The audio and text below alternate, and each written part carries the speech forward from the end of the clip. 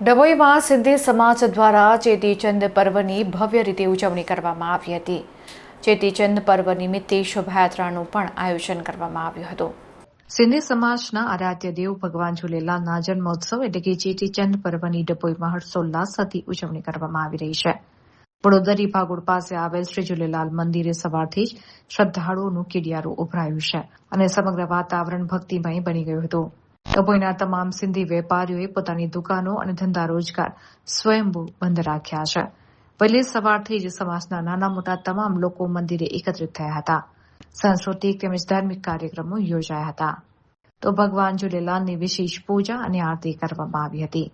મોડી સાંજે ભવ્ય વરઘોડો કાઢવામાં આવશે જે ડભોઈના વિવિધ વિસ્તારોમાં ફરીને પરત મંદિરે આવશે।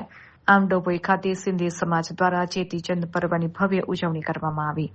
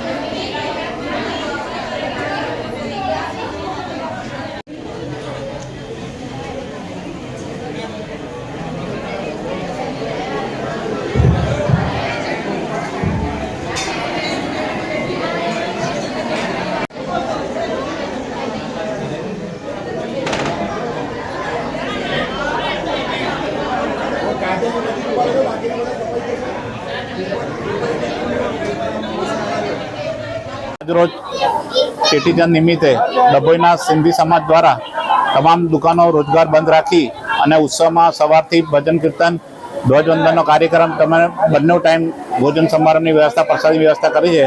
સાંજે 6 વાગે વરઘોડાનો કાર્યક્રમ રાખેલ છે જેમાં મુખ્ય માર્ગ ટાવર વડોદરી ભાગોળથી ટાવરથી હીરા ભાગોળ જઈ અને વિસર્જન કરવામાં આવશે। અને સિંધી સમાજનો 9 વર્ષથી ચેટીચંદ છે।